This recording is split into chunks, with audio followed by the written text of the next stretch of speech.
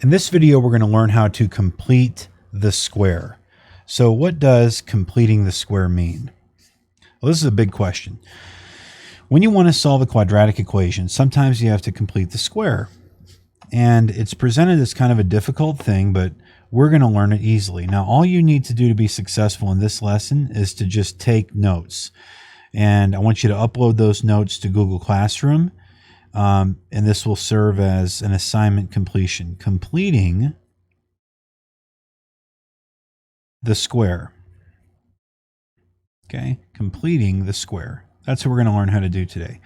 And the reason I'm on video instead of on the OneNote is because I want you to actually take these notes. And so if I write it, you write it.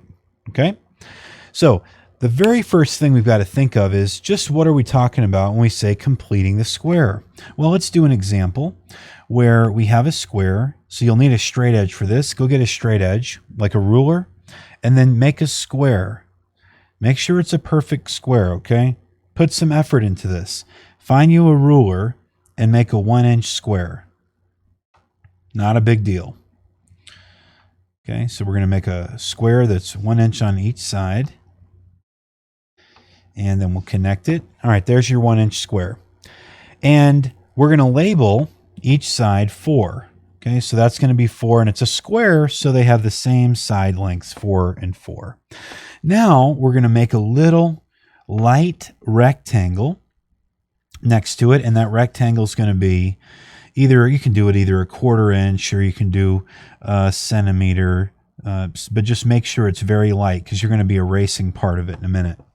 So we're going to write in a very light rectangle that's about 1 centimeter wide, okay, and then just go ahead and make it into a rectangle. It's going to have the same length as the square. All right, so it doesn't have to be an art project. Just draw the rectangle. Now, we're going to start off with this rectangle having a width of 2. Write this very lightly. Look how light I wrote that compared to the 4. And the length is going to be 4. Okay, so what we're going to do now is we're going to write this out as an equation. Okay, so right now we have 2 terms. We have 4 times 4. That's this square. And then we have this rectangle added to it. So if we were going to write an equation for this, we would write 4 times 4 plus the second term, which is 2 times 4. 2 times 4. Okay. Okay, so that's what we have so far.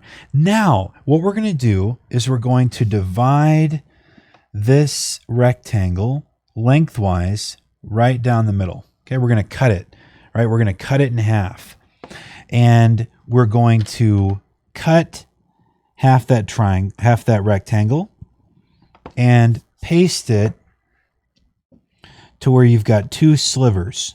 You've got 1 sliver of a rectangle here, and then you're going to move the other sliver down here. So just draw a little sliver of a rectangle, the same size as the one that you've already got drawn here. So what you did is you had a rectangle, you cut it half right down the middle, and then you pasted one piece on the bottom of the square, and you had the other piece on the side of the square. And so now you can kind of draw these in as they're more permanent because this is their final, this is where they're going to end up for the rest of the problem. Final location here. Okay, so we've got this piece and we've got this piece. All right, so let's think about what we just did in the numerical world. Okay, so what we just did is we took this right here, this 2, and we divided it in half. Think about that. We took this rectangle and we divided it in half into 2 separate rectangles, and each of those rectangles have a width of 1, right? Because 2 divided by 2 is 1. So they have a width of 1. Remember, the width used to be 2. We cut it in half, so each width now is 1. And they have a length of 4. Okay. So notice that we have a missing piece down here in the bottom right. So if I wanted to turn this shape into a square made of all these little pieces, okay, if I wanted to make a square out of this, and I wanted to find the dimensions of that square, I would first need to find the dimensions of this missing corner piece down here in the bottom right. Okay, so you see how what we're doing here is we are completing the square. We're going to find the dimensions of this little corner piece down here in the bottom right. Well, I bet you can tell me what the dimensions are, because it's going to have the same width as that piece above it, which is 1. Okay, 1. And then it's going to have the same length. It's a square, so they have to be the same as this right here. This comes over here. So this is 1. And so what is the area of this little tiny square right here? Well, it would be 1 times 1. And so now let's add that into the mix. Plus 1 times 1. All right? We're just going to add up all those areas and see what it equals. Now, here's the cool part. Instead of writing 4 times 4, I want to write 4 squared. And instead of writing 2 times 4, I want to write 2 times, like this, 2 open parentheses, and then these areas right here. 1 times 4. 2 times 1 times 4. And instead of writing 1 times 1, I want to write 1 squared plus 1 squared. Okay? So, now, here's the cool part. When you add this 1 squared to this side, I want you to add it over here to this side as well, plus 1 squared. All right, so you put it over there. Okay, so here's the thing we want to do now. Now, this thing we just wrote out is called a perfect square trinomial. And that perfect square trinomial can be written as a perfect square binomial. That's 2 terms. Okay. And so what do we need to put in? We need to put in 4 plus 1. All right. Now we got to talk about the right side of the equation. So what is the total area? Well, you've got 4 plus 1, that's 5. And then here's 4 plus 1, that's 5. 5 times 5 is 25. Okay, so what we have over here is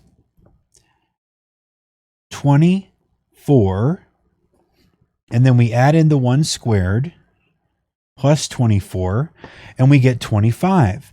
So now we have 4 plus 1 squared equals 25. And if you add 4 and 1, you get 5. So now we have 5 squared equals 25. And the question is this true? Does 5 squared equal 25? Well, sure, it does, but we could find out what this 5 squared is by taking the square root of 5 squared and taking the square root of 25. Let's see if those square roots are equal to each other. The square root of 5 squared is just 5, and the square root of 25 is just 5. Okay? And we're only taking positive roots in this example. And so you see what we just did? We just put together this equation using these 3 separate terms. All right? So you got these 3 separate terms. Now, we're going to move on from that, and we're going to look at a real example. Okay, so now let's draw, this is example 2. We're going to draw another square.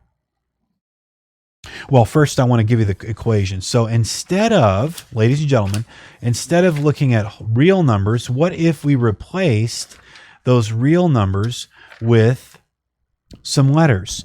So what if I gave you this equation and I said solve, and I gave you the equation x squared plus 4x plus 4 equals 0. X squared plus 4x plus 4 equals 0. Okay, that's the equation we want to solve. We want to solve it for x. And we want to use completing the square, using completing the square. Okay, so here's how we're going to go about this. The very first step in completing the square is to move this 4 to the other side of the equation. Okay, so we're going to subtract 4 from both sides. So we're getting to where we're going to be ready to go. So now we have this cancels out, and we have x squared plus 4x equals -4. Okay, so now we're ready to draw our picture. Over here, we can draw our picture. So first we'll draw our square, which is just going to be a 1 inch by 1 inch square. Okay, here it is. 1 inch by 1 inch square. And remember, very lightly here, with the next piece, I want you to draw a little light rectangle that is the same length as the square, but has just kind of about a 1/4 inch width. Because this doesn't matter, we're just visually representing something. So it doesn't matter how long it is, but about 1/4 inch, less than the square anyway. And we'll go ahead and do this. Okay, so now you've got the square and you got the rectangle. Now this term right here, this first term, remember from before, that was 4 squared. And so each side length here isn't 4, it's going to be x.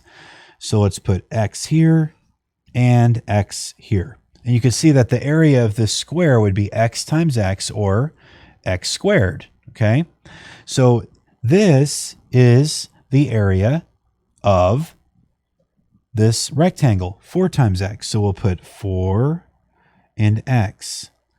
So the length is x and the width is 4. And now what you want to do is cut this in half, right?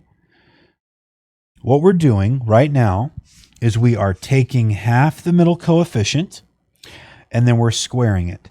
So the big step to complete the square is to square. I'm going to write this down. You write it down too.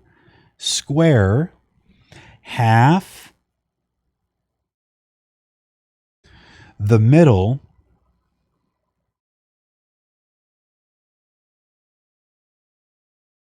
coefficient.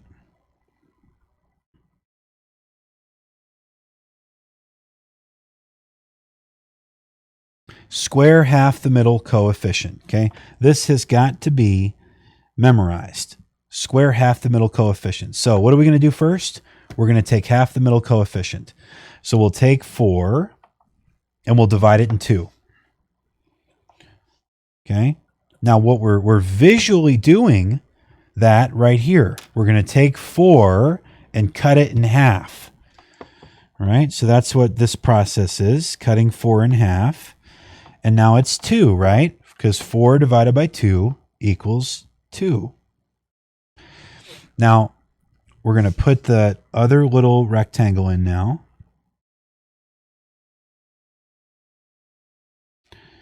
All right. And so now we've got our 2 rectangles. And the width of each one is 2.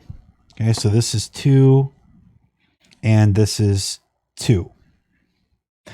The side lengths of these are x. X. All right, so we took half the middle coefficient, and now we're going to square half the middle coefficient. So now let's square it. So what is 2 squared?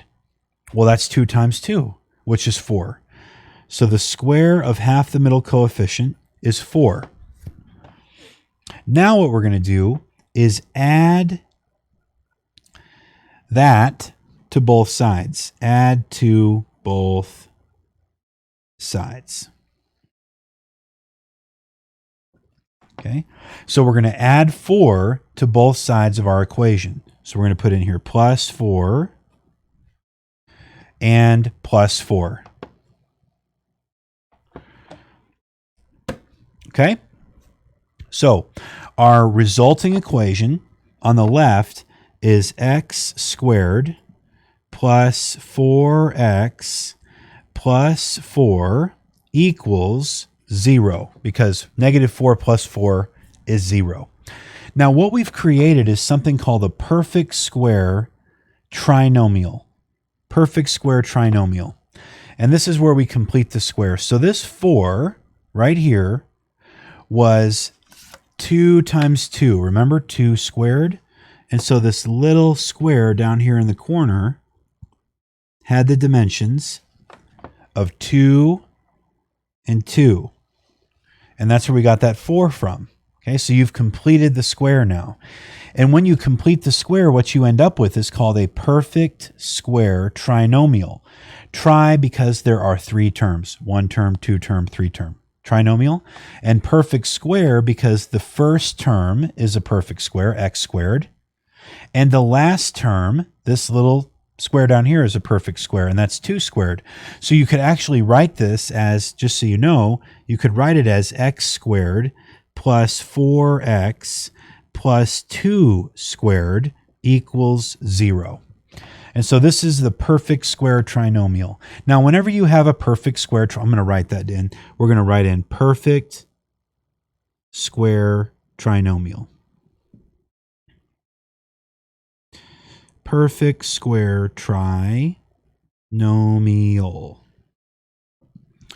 Perfect square trinomial. Whenever you have a perfect square trinomial, it can be factored into a perfect square binomial. Okay, so can be factored. We're going to write this down. Can be factored into a perfect square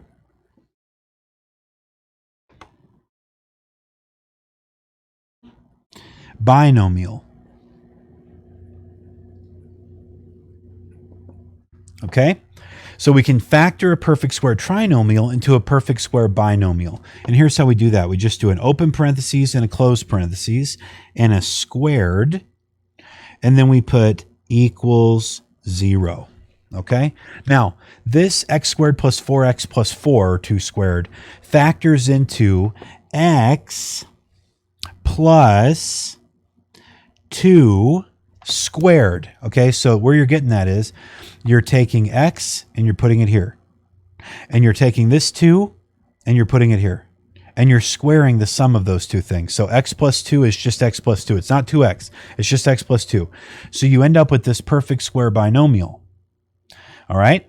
And so to get rid of this squared term, you can take the square root of both sides. Take the square root of the left side and the square root of the right side. All right, now the square root of 0 is 0. And the square root of anything squared is just that thing. So the square root of x plus 2 squared is just x plus 2. So you have x plus 2 equals the square root of 0, which is just 0. So x plus 2 equals 0. And look at this. Now you're solving for x. So you've got x plus 2 equals 0. You subtract 2 from both sides. That cancels out there. And you've got x equals negative 2. Now, it's very important that you understand this. Whenever you do a quadratic equation and you find the solutions, there are always going to be 2 solutions. Okay? So we need to write something out here. We need to write out that the fundamental theorem of algebra, the fundamental theorem of algebra,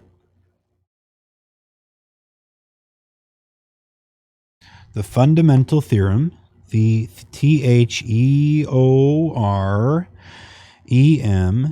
of algebra, hope you can spell that by now, Algebra, states that any polynomial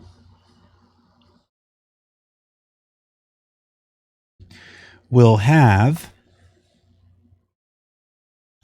at least as many solutions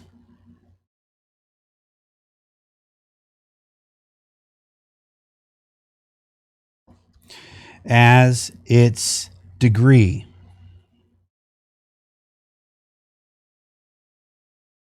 All right. The fundamental theorem of algebra states that any polynomial will have as least as many solutions as its degree. Now, the question is, what is the degree of this polynomial up here, x squared plus 4x plus 4 equals 0? Well, what you look for is you look for the largest exponent. Okay. So the degree of this equation is 2 because the largest exponent is 2. And so for a degree 2 equation, we're supposed to have 2 solutions. So we only have one solution here. It says x equals -2. But this is a unique situation because this is actually called, this is a special solution called a double root. So there are actually 2 solutions, but they're the same. Okay, in other words, if we were to write this out, we could say the first solution, x1, equals -2, and the second solution, x2, equals -2. Now, what does it mean? What does all this mean? Here's what it means, ladies and gentlemen. It means that if you were to plot this on the coordinate plane, okay, here's a coordinate plane. If you were to plot this quadratic on a coordinate plane, it would come down, and it would bounce off the x-axis at -2. So where x is -2, y is 0. So the solutions are like this: -2, 0, and -2, 0. All right, so they're both at the same place, and that looks like this. If you have a graph and here's -2, if we remember our rules about quadratics, we know that this has a y-intercept of 4. So 1, 2, 3, 4. So we can actually draw this thing. We can draw this thing as an upward sloping quadratic curve that just bounces off the x-axis at 2. So it actually hits right there, but it only hits right there. So this is the only place. -2 is the only place where that touches the x-axis, and that's called a double root. Okay? All right, so that was your first, that was in the first like real example. Good job on that. So now we're going to move on to another example. For this example, we're going to make some stuff up. All right. So for this example, I want to use an equation that gives us some stuff, some good stuff to work with. So the next equation we're going to do is going to be x squared plus 6x plus 12 equals 16. X squared plus 6x plus 12 equals 16. Now, the very first thing we have to do is subtract 12 from both sides. Okay, so we're going to subtract 12 from both sides. Remember, that's the thing we do before we do anything else. We're going to subtract 12 from both sides. Cancels out. And so now we have x squared plus 6x equals, what's 16 minus 12? Well, it's 4. Okay, so it equals 4. And now, remember our rule. Where'd that go? Here's the rule. You take half the middle coefficient and you square it. All right.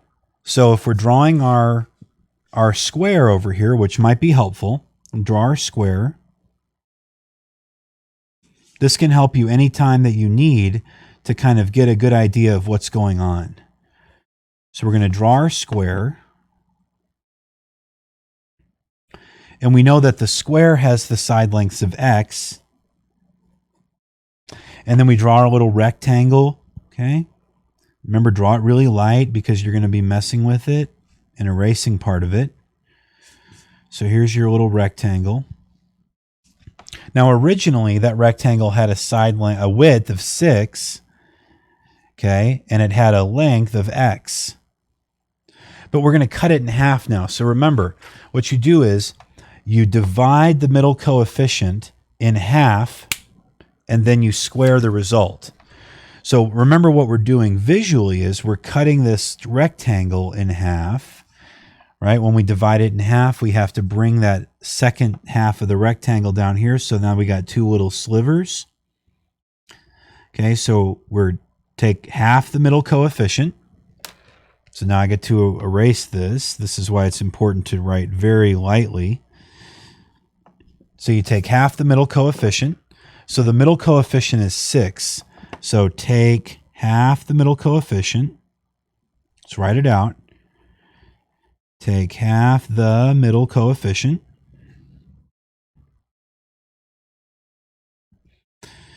And the coefficient is just the number in front of the letter x.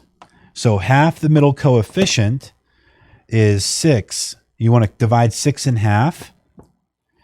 6 divided by 2.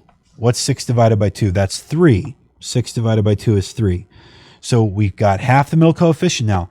That means if we cut this rectangle in half, each little rectangle would have a side length of 3 now.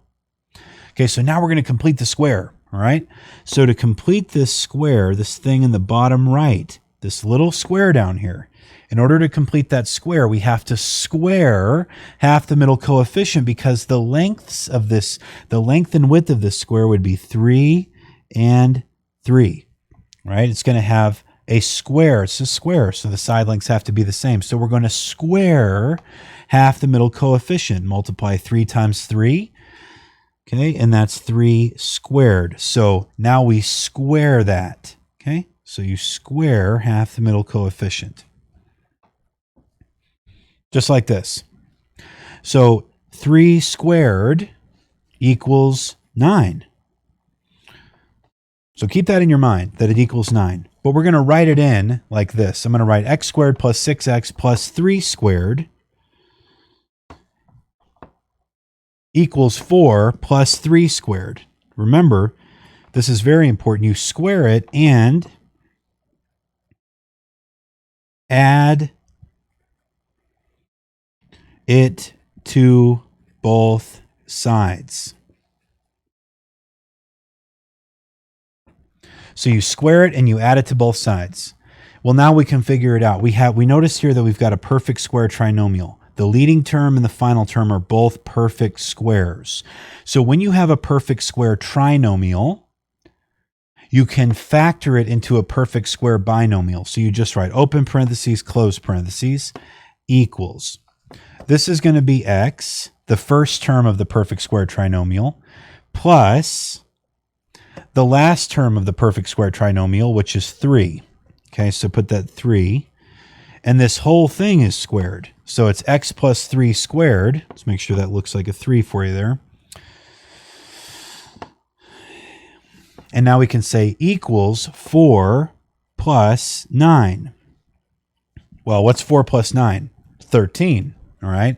So we can erase that and just write 13. 4 plus 9 is 13. Okay. So now we have x plus 3 squared equals 13. So what we can do now is we can take the square root of both sides. Right? Square root of both sides. And remember, when we take the square root of a number, we have to think of the plus and the minus.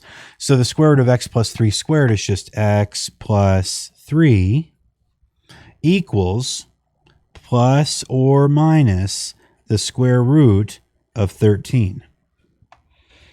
Okay, you're almost done. Just to get x by itself, you just subtract 3 from both sides. So minus 3 minus 3.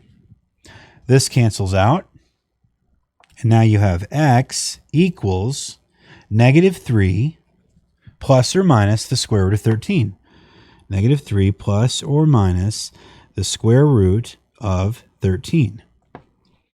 Okay, so the question is what, right? So, this plus or minus means that there's going to be two solutions. Remember, the fundamental theorem of algebra says that any polynomial will have at least as many solutions as its degree. Well, the degree is just equal to the largest exponent. The largest exponent is 2, so there have to be two solutions. So we need an x1 and an x2. Two solutions. This thing is going to hit the x-axis in two places. So the first place it's going to hit is that negative 3 plus the square root of 13. Negative 3 plus the square root of 13. The second place it's going to hit is at negative 3 minus the square root of 13. Okay, negative 3 minus the square root of 13. And so what we could do, it would be helpful to know like what the square root of 13 is. So we could kind of estimate what that would be. So here's just a simple calculator. Take 13 and then take the square root and you get 3.6. Okay, so it's like something about 3.6. And so your solutions are approximately, x sub 1 is approximately equal to negative 3 plus 3.6. And x sub 2 is approximately equal to negative 3 minus 3.6. Okay, so let's figure this out. We got the first problem is negative 3 plus 3.6, which is just like 3.6 minus 3. So that's 0.6. Okay, so this is approximately equal to 0.6. And the second one is negative 3 minus 3.6. So let's clear that out and do, it's just basically like adding 3 and 3.6 together. So 3 plus 3.6 equals 6.6, but it's negative. So that's approximately equal to negative 6.6. Okay, so this is what we think. We think that if we were to plot this out on a graph, on a coordinate plane, one of our solutions, one of the places that would cross the x-axis is at negative 6.6. So that's 1, 2, 3, 4, 5, 6. Right about here would be negative 6.6. So that's where we think one of the solutions is. And the other solution we think is at 0.6. So if this is 1, it's about right here. 0.6 is about right there. So we think the other solution is right here. Now remember, think about this. Let's figure out what the y-intercept is of this thing. Now, because it had something on the other side, in order to get the y-intercept, you'd actually have to subtract 16 from both sides. So you'd have to do 12 minus 16, right? So if you did 12 minus 16, you get the y-intercept. Okay, so that's negative 4, right? So your y-intercept is at negative 1, negative 2, negative 3, negative 4. Here's your y-intercept. So what you're looking at is a quadratic that kind of looks like this. Let's make it going through negative 4. Okay. And it's going to come in like this. You're just sketching. It's very rough. We're not trying to be super accurate here, but it looks like this thing would take on a characteristic quadratic shape and look kind of like this, right?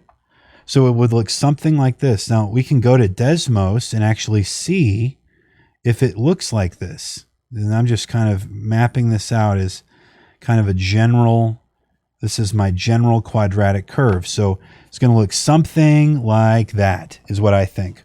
So let's go to Desmos now and actually see if when we put this in, if it actually has those solutions at 0.6 and negative 6.6. Let's make sure math works.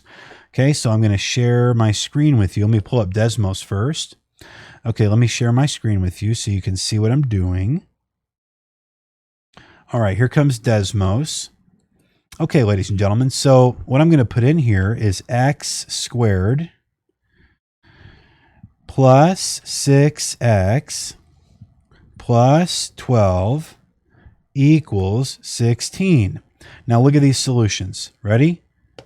Negative 6.6 and 0.6. All right, now it takes it out to more decimal places, but isn't that cool that that's actually where it crosses? We just verified it. So let's go back to our work surface here. And we're ready for the next example. Okay, so this was a good one. Now we're going to do one where things get a little bit more complicated. All right, so we're going to work one. Here comes one that we're going to work. So let's solve this one together. This is fun. Let's solve x squared plus 5x plus 9 equals 14. X squared plus 5x plus 9 equals 14. Okay, ladies and gentlemen, first step, subtract 9 from both sides. You knew that. I'm going to subtract 9 from both sides. Cancels out. Now we have x squared plus 5x equals 14 minus 9. That's 5. Okay. So x squared plus 5x equals 5. Perfectly legitimate. We need to sharpen up the pencil here because we've been doing so much work that we've dulled the lead down. Okay. Right. So many of you have this. So sharpen up the pencil. Give me just a second. Okay. So what is our next step? What is the next step in this process? Okay. Hang on a second. I'm like breaking the lead as I sharpen here. The next step in the process is, if you wanted to, you could draw the picture. But I think we're ready to just move on to the next step. Here, hang on one second. I have a pencil emergency here. So I've got to sharpen up a new pencil. So the next step in the process is to take half the middle coefficient and square it, if you remember from the previous example. Take a look at this example here that we just did to see what the next step is going to look like. We have to take the middle coefficient, which in that previous example was 6, and we had to cut it in half, which we represented visually by making the little slivers of rectangles, and then we had to square it. All right, so half the middle coefficient. If you want to represent it graphically, we can. We can draw a square here. Right here, we've got a square.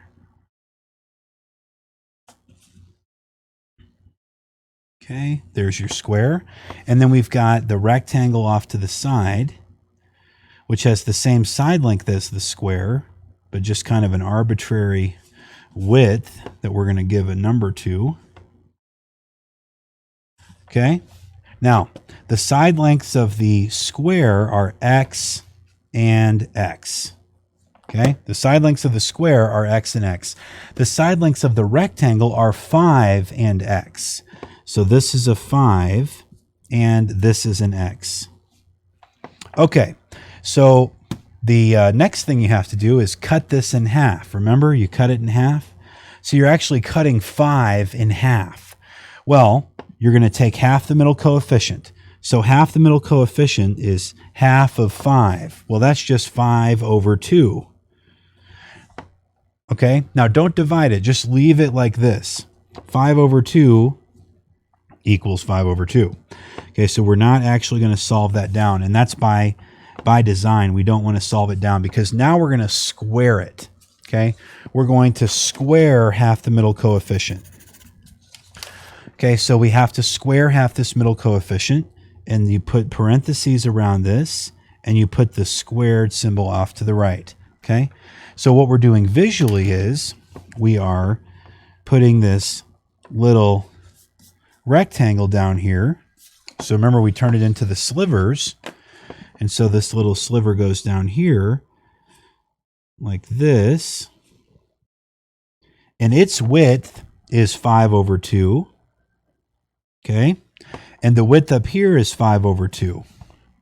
The length of this sliver is x, and the length of this sliver is x. Okay, and so now we can find the dimensions of this missing square.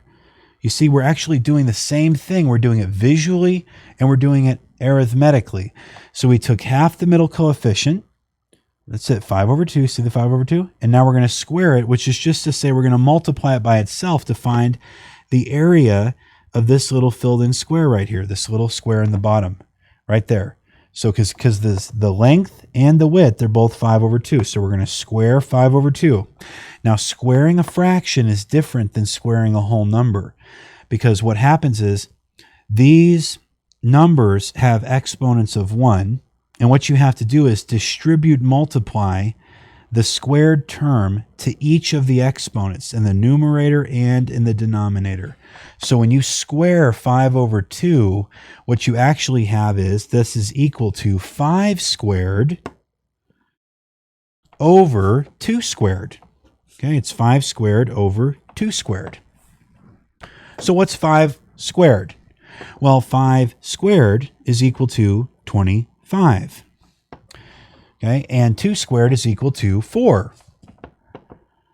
So keep that in the back of your mind for a second, because what we're going to do now is we're going to add this right here to both sides of the equation. Okay, so first we're going to add it to the left side, plus 5 squared over 2 squared equals 5 plus, and then we can write out 25 over 4, because that's what 5 squared plus over 2 squared is 25 over 4. Okay?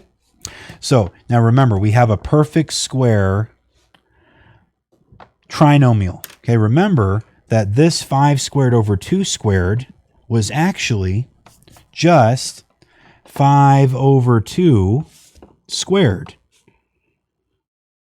Like this.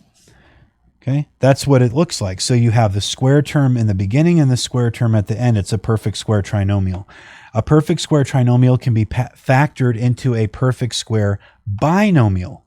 Okay, so now we have x plus, remember, open parentheses, close parentheses, equals.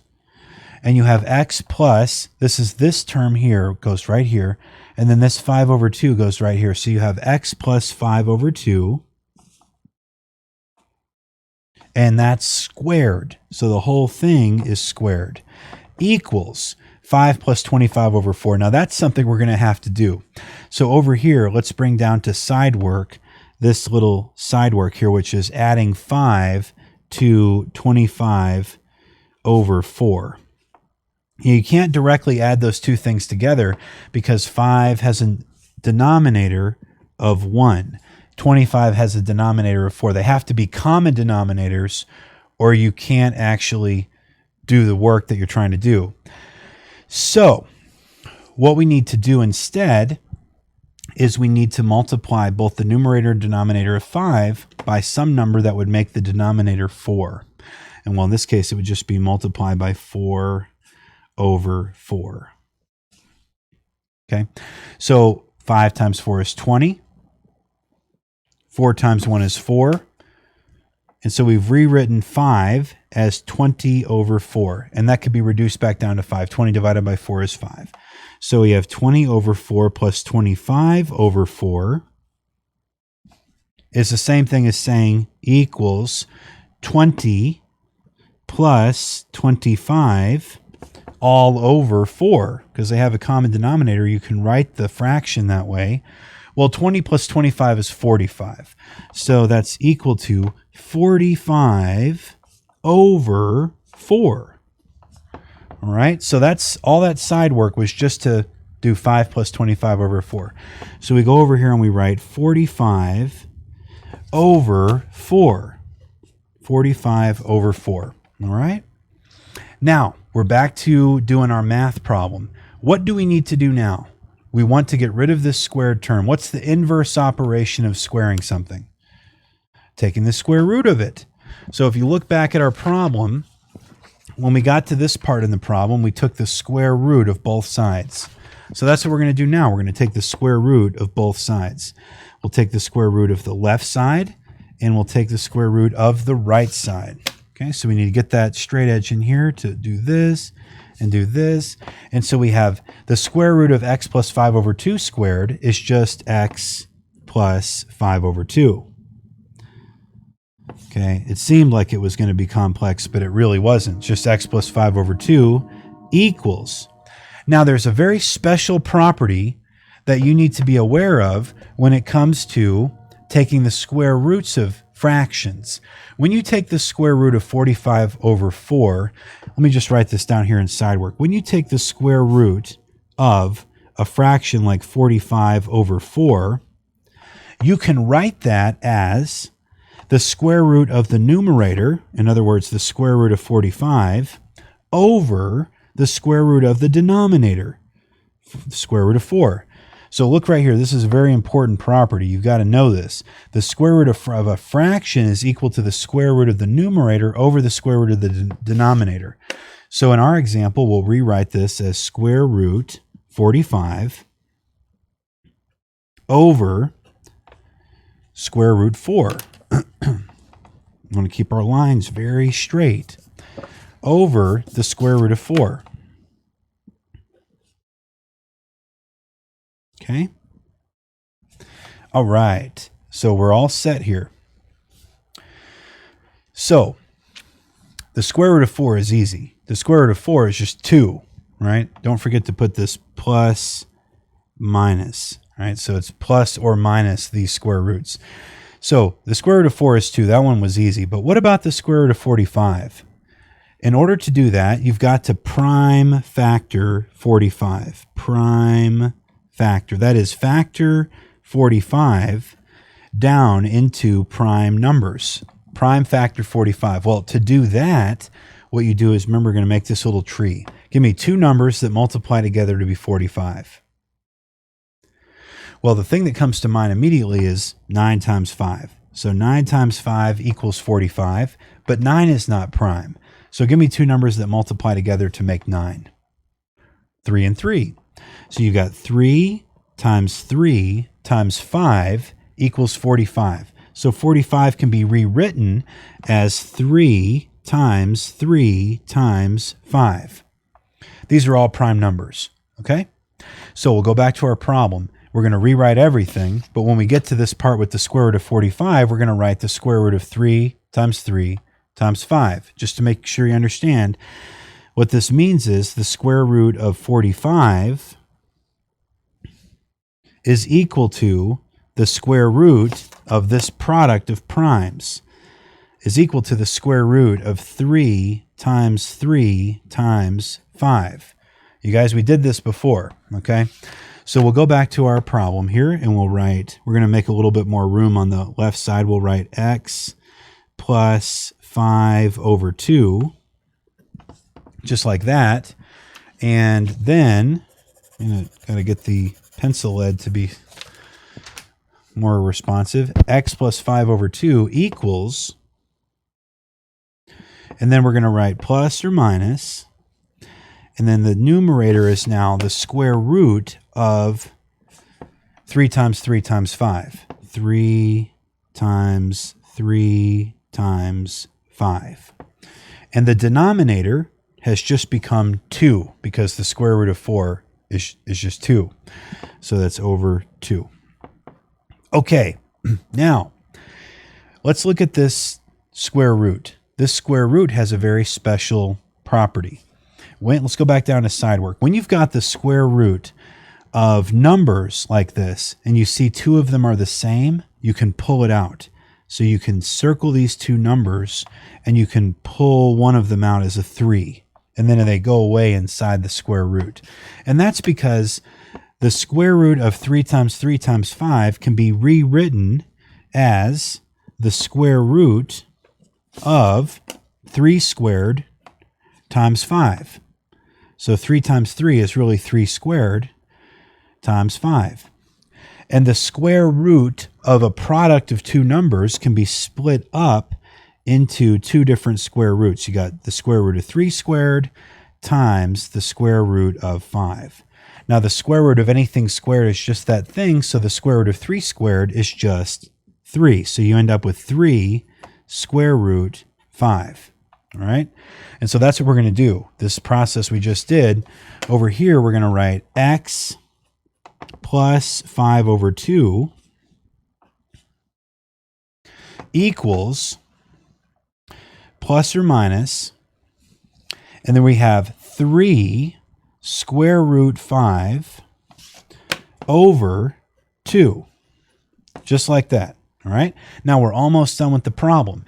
In order to get x by itself, I just have to subtract 5 over 2 from both sides. So I'm going to subtract 5 over 2 from both sides, minus 5 over 2 from both sides. So this cancels out completely, and now I have x equals, it's very important. Notice that these two things have the same denominator. This has a denominator of 2. This has a denominator of 2. So you can actually just rewrite this like this. I'm going to put the negative 5 up front before the plus or minus.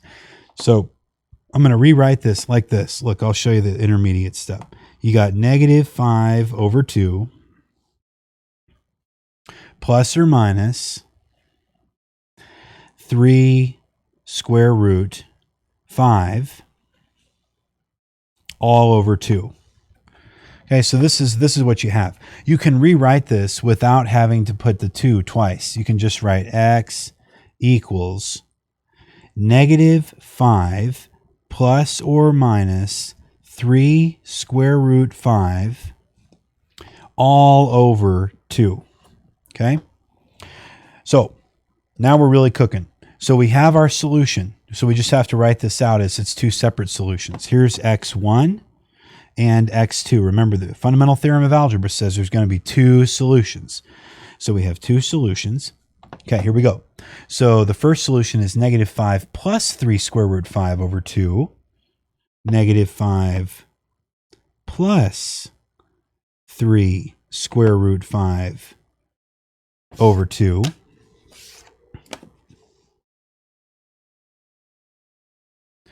And the second solution is negative 5 minus 3 square root 5 over 2.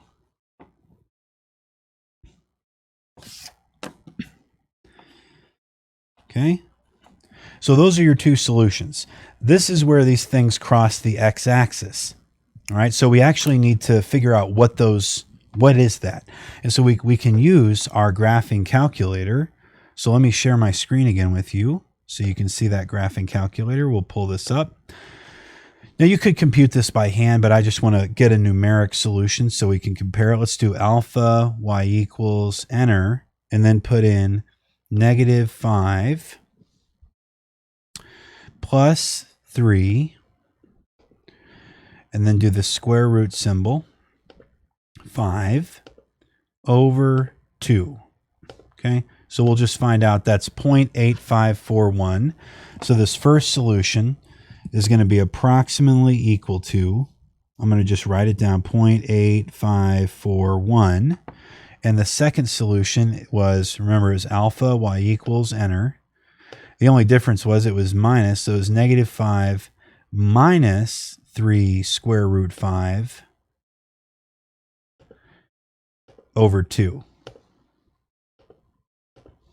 So it's negative 5.854.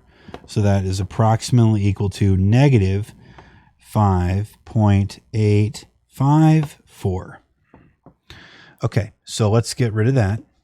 And let me give you back the, I just wrote those down. And so on a little graph, let's see here, this is going to be one positive and one negative. And we're going to have a negative y-intercept. Okay, so here's the graph. You've got 1, 2, 3, 4, 5, 6, and then 1. Okay, and the y-intercept of this would be, if you look back at the equation, you have plus 9 and 14. You'd have to do 9 minus 14, which would be negative 5. So the y-intercept of this is negative 1, negative 2, negative 3, negative 4, negative 5. So you got negative 5 down here. Okay, so that's an important point. That's the y-intercept. The first solution is at 0.85. That's about right here. So this is 0.8541. And then the second solution is at negative 5.854. 1, 2, 3, 4, 5, almost to 6. Negative 5.854. So basically, this thing is going to look like this. It's going to be crossing the y-axis at negative 5, and it's going to swoop down and then curve around and go up like this, passing through those 2 points. Something like this, okay? That's what that graph's going to look like. All right. Fantastic. Well, let's check it and make sure we're right. So this time we'll use a different tool. Let me show you my screen. We will go to a different tool, and that'll be Mathway. Okay, we'll go to Mathway, and we'll type in solve x squared plus 5x plus 9 equals 14 by completing the square. All right, it's gonna give us, there it is, gives us the answer. So it gave us the exact form, which is what we wrote in that kind of weird looking complicated way. And then here's the decimal form. See? So actually this site will take you through all the steps if you wanted to sign up for that. Okay, if we plot this equation, if I subtract the 14 from both sides and then I do x squared plus 5x minus 5 equals 0. Well, hold on. I just want to plot it like that. Then you get that picture that we drew. You've got the one solution there, the one solution there, and there's the y-intercept. Interesting, the vertex is down here at negative 2.5. We could have figured the vertex out by doing negative b over 2a, but we don't have to do that for these examples. Okay, so you get the idea now. Go back to OBS and let's kill that display and show the camera again. Okay, so I did want to, let's just take a 1 second break here. I wanted to show you something. The way that I'm actually got this camera situation set up looks kind of like this. So this is like a little grate, and the camera is pointing down right here. It's capturing this screen here, and then it's hooked to the computer and it's being lit. So that's why that shadow's there, because the light is casting a shadow on this cord, and there's no way to do it wirelessly. So I'm basically streaming. This is a camera app plugin for OBS. Anyway, thought it was interesting. That's how I've got this thing set up so I can do this. Okay, so we're going to do another problem now. This problem is going to be super fun because it's going to give us a glimpse into imaginary numbers. Something very interesting. So let me just get the pencil lead to be like I want it. And so here's the example. X squared plus 2x plus 7 equals 0. Ready? Here we go. X squared plus 2x plus 7 equals 0. All right, this is going to be a fun problem. So first, remember what we do. We subtract 7 from both sides. So first we're going to subtract 7 from both sides. Minus 7 on both sides. And that cancels out here. And we've got x squared plus 2x equals negative 7. Now the fact that that's negative right there is going to give us an imaginary solution. Okay, so this is going to be fun. Now remember, we take half the middle coefficient. Where's something where we wrote that down? Let me find that paper. Here we go. We square half the middle coefficient. All right. So first we got to take half the middle coefficient. Here's the middle coefficient. I guess if you want me to show this, I will.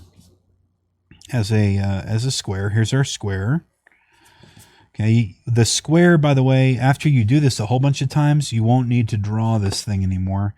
You just do the process of squaring half the middle coefficient. But we can do it. We can show this. So you've got your side lengths here of x for the square. And then for the rectangle, it's 2 and x. And then you're going to cut that rectangle in half. So that's what we're doing now. We're cutting the middle coefficient of 2 in half, just like that. And it's going to equal 1. Okay? And then we're going to square half that middle coefficient. So we're going to square it. 1 squared. Okay? Equals 1 times 1 or 1 squared. And we all know that that just equals 1. So we're going to cut this in half. just like this. And we're going to put our little sliver down here just like we always do.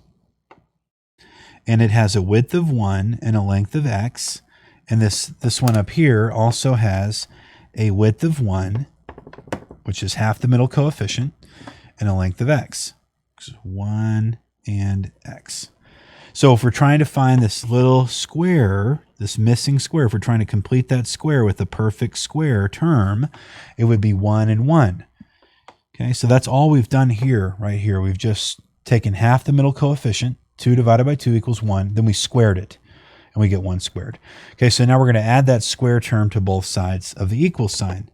Because remember, what you do to the left, you have to do to the right. So we'll write 1 squared plus 1 squared, and then plus 1 squared. Remember, now we've got a perfect square trinomial where the leading term and the final term of the trinomial are both perfect squares.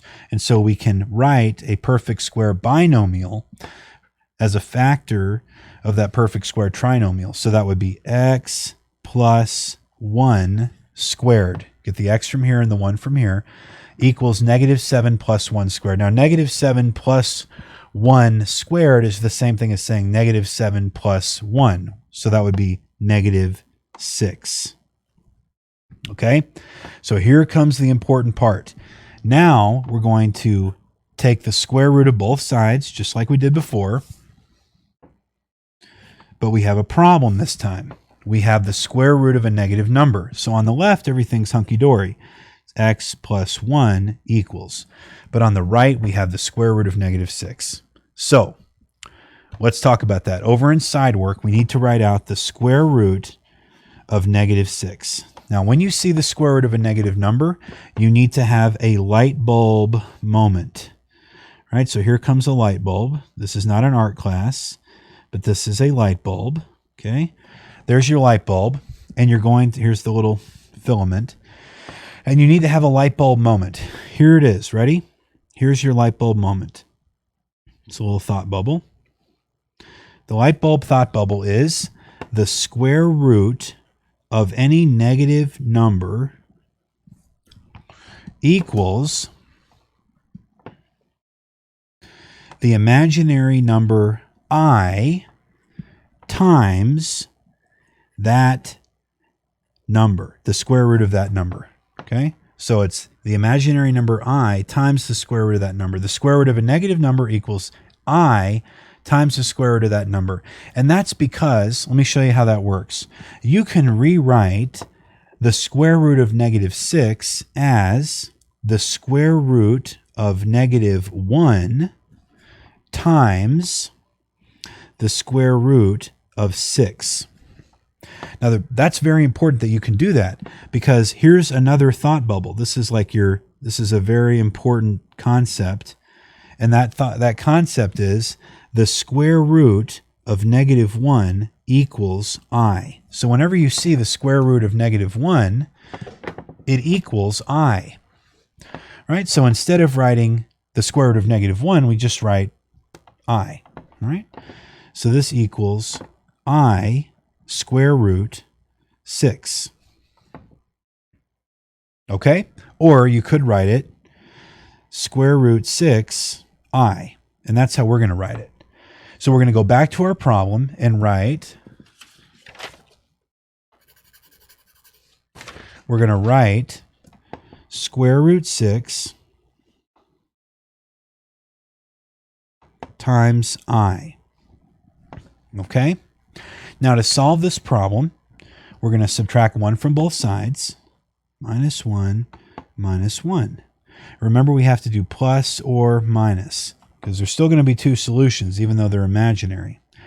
So you have x equals, and then we have negative 1 plus or minus the square root of 6 times I. Okay?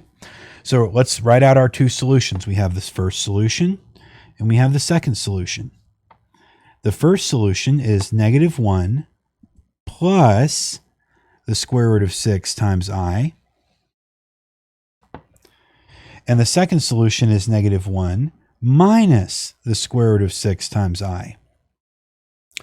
Okay? Well, what does this mean? All right, here's what it means. It means this quadratic equation does not cross the x-axis anywhere. Okay, instead of crossing the x-axis, it's actually venturing over into something called the imaginary axis, which we can plot on the complex plane. So I want to actually introduce this concept to you. These can be plotted like coordinates. Okay, so first let's draw the complex plane. You guys will get this very easily. So the complex plane is just like an XY plane or the coordinate plane, but interestingly, the horizontal axis is called the real axis for real numbers, and the vertical axis is called the imaginary axis. Imaginary axis. For imaginary numbers, okay? Now make sure you're drawing this. I really want you guys to learn how to do this. This is really, really interesting. So, these are called complex numbers because you have a real component, -1, and a complex component that consists of the square root of 6 times I. Now, what we need to do before we move forward is approximate the square root of 6. So we kind of have some idea of what it is. So here is our calculator, and we just take the 6 and hit square root. And you get we'll just say 2.4. All right? So it's approximately equal to, we'll rewrite these solutions. We'll rewrite it as x1 is approximately equal to, and then it's -1 plus 2.4 I.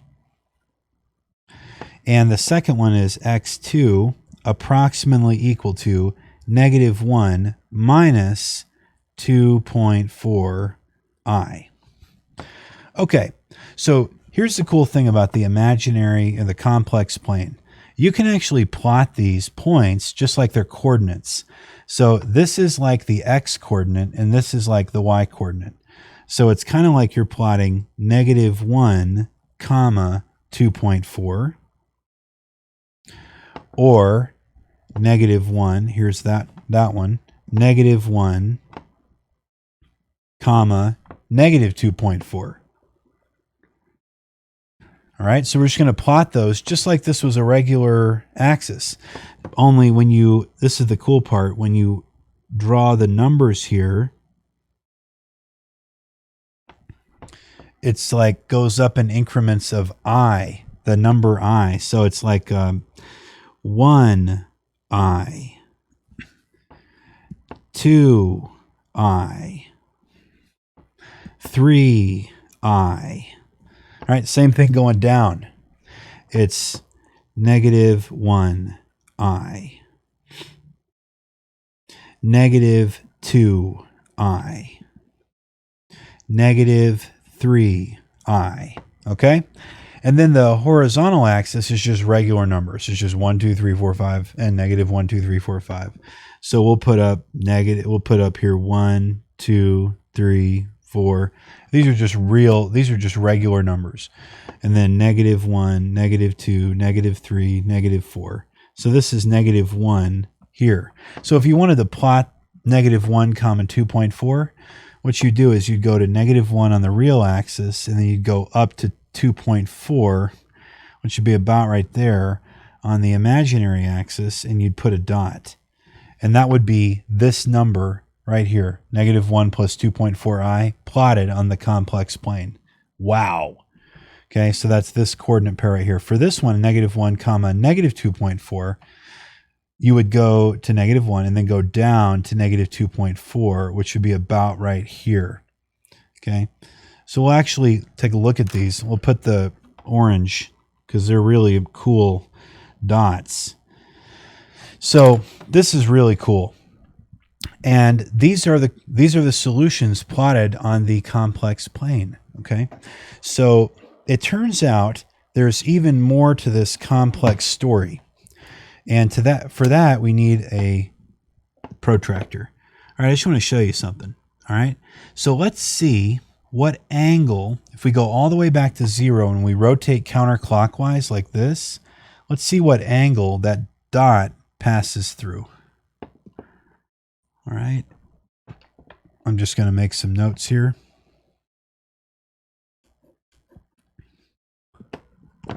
Okay. It looks to me like it's about 80, let's see, no, 105. Looks like it's about 105. Okay, so this angle, take a look at this. This angle right here is about approximately 105 degrees. All right, so there's an angle right there of approximately 105 degrees.